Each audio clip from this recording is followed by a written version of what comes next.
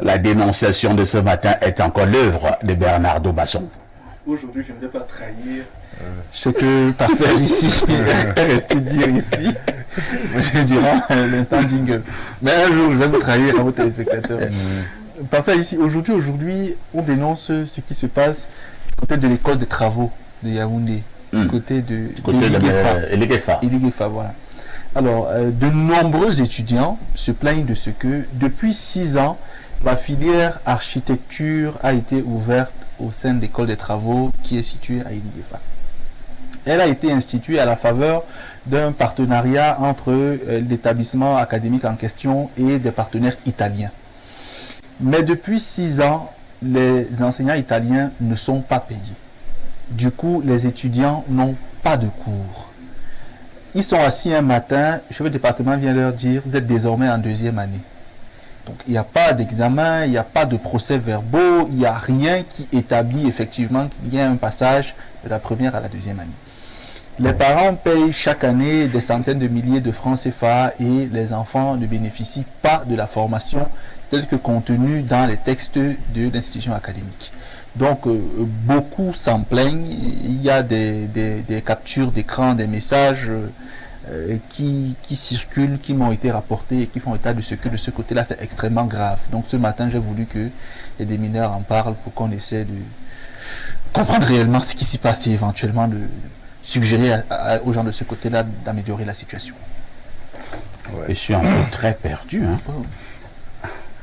Attendez un peu. Vous dites que ça date de quand? Les enseignants italiens sont venus dire aux étudiants que si nous, on ne fait plus cours avec vous, parce que nous ne sommes pas payés. Parce que nous ne sommes pas payés depuis 6 ans aujourd'hui. Le partenariat a été tissé, on a commencé à donner cours, mais on n'a pas été payé, du coup, nous également. Vous parlez de la filière architecture. Filière architecture. Et un bon matin, le responsable chef de département. Le chef de département vient demander aux étudiants. Il vient dire que vous êtes désormais en 2e année. Oui. Alors qu'ils n'ont pas normalement eu les cours. Non. Ils n'ont même pas composé. Non. Je suis un peu étonné. Je passe vraiment la parole à Tayo Kambe. Je suis un peu étonné que ça se passe comme ça, que ça soit passé comme ça, parce que si vous permettez, dans le cadre des activités qui sont les miennes, nous formons en design et architecture intérieure. C'est différent de l'architecture. Tout à fait. Et donc nous préparons des étudiants aux licences, et nous avons un de nos enseignants qui est un ancien étudiant de qui est en sixième année, qui est par contre très brillant. Je ne sais pas s'il est devenu brillant par lui-même, mais il ne m'a pas fait part de les difficultés qu'ils avaient, mais il est très brillant de toutes les façons. Ça ne se remarque pas dans ses capacités qu'il a un manque de... Vous dites que lui, il est en 6e année là-bas. Il est en 6e année. Peut-être que, parce que là, on ne pas encore des étudiants qui parlent de la première année à la 2e année. Il faut dire que, de manière générale, l'État du Cameroun a du mal à respecter ses engagements avec les partenaires étrangers. Je ne sais pas si c'est du fait, mais on va dire que c'est l'État, puisque que ce soit au niveau supérieur ou au niveau de l'école, n'est-ce pas? De toutes les façons, c'est l'État. Hein. Et donc l'État du Cameroun, en général, néglige un peu ces aspects-là. Et bon, est-ce une coïncidence? Mais on voit aussi qu'effectivement, dans le domaine de l'enseignement, il y a une grosse négligence, puisqu'on voit les enseignants se plaindre de ne pas avoir de salaire. Est-ce que c'est cette tendance camerounaise à ne pas respecter l'enseignement, à ne pas respecter l'enseignant et à ne pas respecter tout ce qui va avec? Je ne serais pas étonné que parfois là-dedans il y aura de très mauvaise foi. On ne peut pas nous dire qu'il n'y a pas d'argent, parce que je vois le nombre de voitures qui traînent dans les parkings des ministères, n'est-ce pas? Et cela voudrait dire qu'il y a de l'argent. J'ai un ami qui, de manière indiscrète, m'a fait comprendre que dans son ministère, il y a un directeur qui sait, quand vous voyez le volume, j'allais dire le volume de crédit qu'il a en termes de carburant, n'est-ce pas, vous comprenez bien que si l'État voulait vraiment payer, on n'aurait qu'à diminuer un peu cela. Et si eux-mêmes, les gens étaient quand même, avaient une certaine dignité humaine, n'est-ce pas, qu'on consacrerait que je n'ai pas besoin de tant de carburant, mes enfants ne vont pas à l'école, qu'on donne ça à mes enfants pour payer l'école. Merci, Tayo Kambe.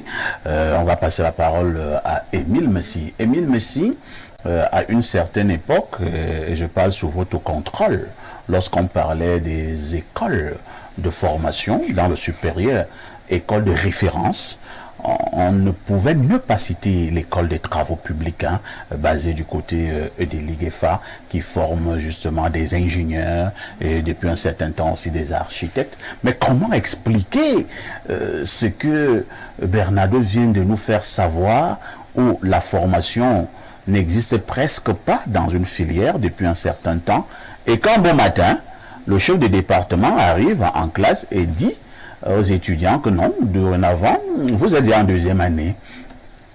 C'est la sorcellerie? Je crois que parfait ici, il faut bien dénouer tous les contours de ce dossier. Personnellement, je ne comprends pas davantage, parce que les Italiens n'ont pas fait cours. Quelle est même la nature de cette formation? Où sont les Italiens doivent faire cours? Est-ce que c'est une formation délocalisée? Est-ce que c'est une formation qui appartient à l'école des travaux publics? Si oui, que font les Italiens là-dedans, par exemple? Est-ce que c'est une formation coopération italienne qui est juste délocalisée et qu'on a implantée à l'école de poste, dans l'école des travaux? À l'école des travaux. Dans ce cas, donc, c'est le partenaire peut-être qui devrait dire, par rapport au cahier de charges qui a été signé entre les deux partenaires, qu'il faut nous dire la vérité. Et puis j'ai appris que c'est une formation qui coûte beaucoup de centaines de milliers. Qui fait quoi? Qui prend cet argent? Donc moi je crois qu'il faut rentrer dans le cahier de charges. Bon, maintenant, les Italiens qui doivent faire cours, ils sont les seuls, puisque là, à un moment donné, il faut un orgueil national. Est-ce que ce pays n'a pas de formateurs dans ce domaine-là, c'est-à-dire en architecture? Si jamais les Italiens disent qu'ils ne peuvent plus faire cours, parce qu'on a vu Piccinini avec le stade Olembe, à un moment donné, abandonner les travaux. Les Italiens ne sont pas dans le premier cours dans ce pays. Et dans ce cas, le directeur de l'école des travaux publics doit prendre ses responsabilités. Parce qu'il me semble qu'il y a déjà cette filière depuis de très longues années du côté de l'école polytechnique. Est-ce qu'il paraît de 6 ans? Pas de 6 ans. Oui. Donc, je veux simplement faire comprendre que la filière architecture existe. Elle existe depuis. Non, elle existe depuis. Puisque c'est pour ça que je veux savoir le rôle des Italiens. L'école polytechnique. C'est pour ça que moi je veux donc savoir le rôle des Italiens.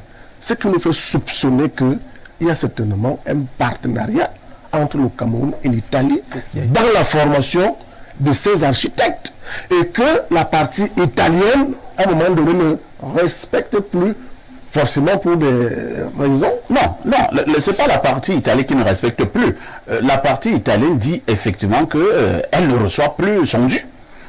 Donc c'est le Cameroun qui n'arrive plus à respecter ses engagements. C'est pour cela donc que je pose la question de savoir, est-ce que ces Italiens sont les seuls dans ces conditions-là à assurer cette formation? Vous voulez qu'on mette dans les Italiens de côté et qu'on cherche les Camerounais pour aller former, c'est ça? Il va falloir qu'on nous déroule le cahier de charges. Est-ce que c'est une formation délocalisée? Entre-temps, qu'est-ce qu'on fait des étudiants? Dans ces conditions, puisque le directeur des travaux publics, en passant, l'école des travaux publics a un statut particulier dans l'enseignement supérieur.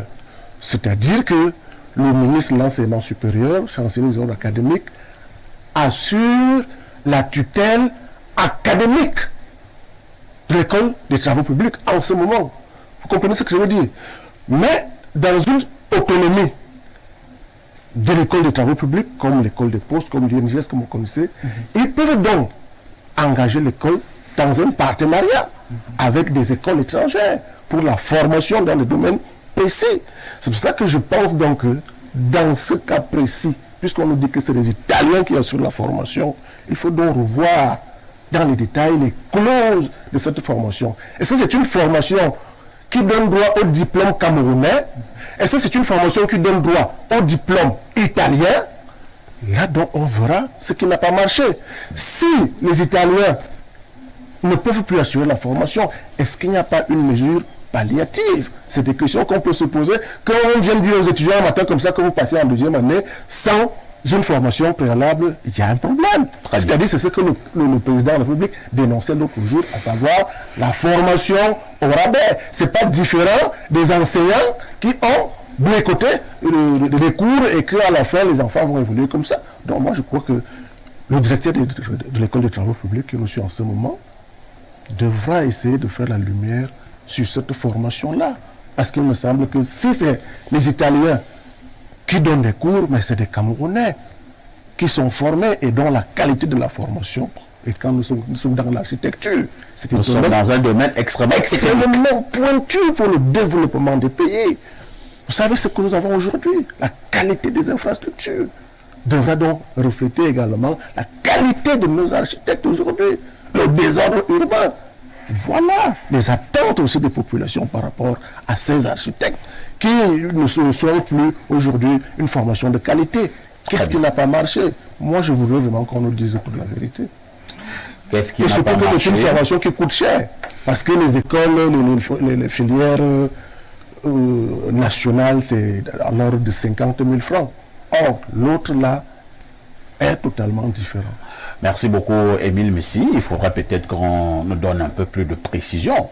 Peut-être que le directeur de l'école des travaux doit faire une sortie pour apporter toute la lumière. Mais en attendant, Pierre Blériot-Nguemec va essayer de poser son commentaire et sans doute son analyse sur la dénonciation de ce matin. Pierre Blériot, que comprenez-vous dans cette dénonciation? Ben, honnêtement, rien ne m'étonne dans la dénonciation, sauf mauvaise foi de ma part. Et j'ai simplement été surpris récemment quand le chef de l'État menaçait les enseignants. Il leur disait que, bon, il ne faut pas de formation au rabais. La plupart des instituts supérieurs publics au Cameroun font une formation au rabais. Ah bon? Oui. Donc,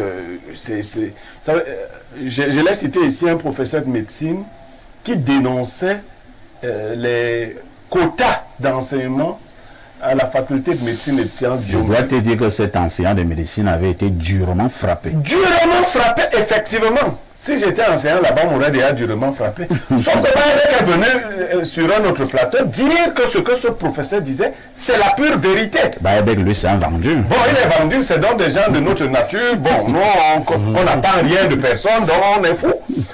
Et là, vous parlez de l'architecture. Nous parlons aussi là des gens qui vont nous soigner.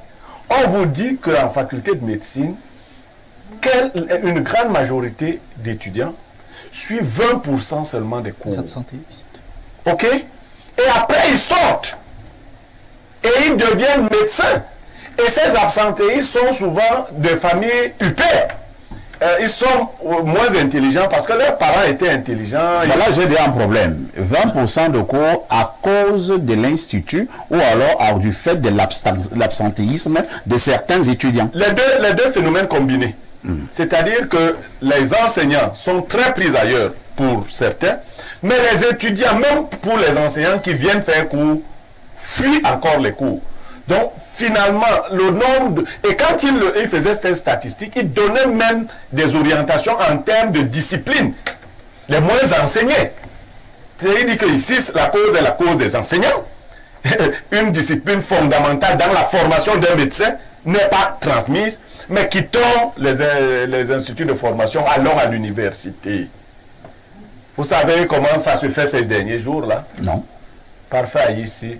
Les universités sont si pleines qu'on prend un semestre, on divise. On dit que, bon, le premier groupe, vous allez faire 2 jours de cours par semaine. Le deuxième groupe, 2 jours. Le troisième groupe.